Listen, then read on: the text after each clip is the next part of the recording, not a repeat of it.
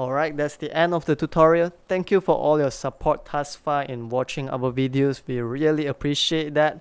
If our work has been helpful to you, please help us by liking it, sharing it, commenting, or subscribing to our channel.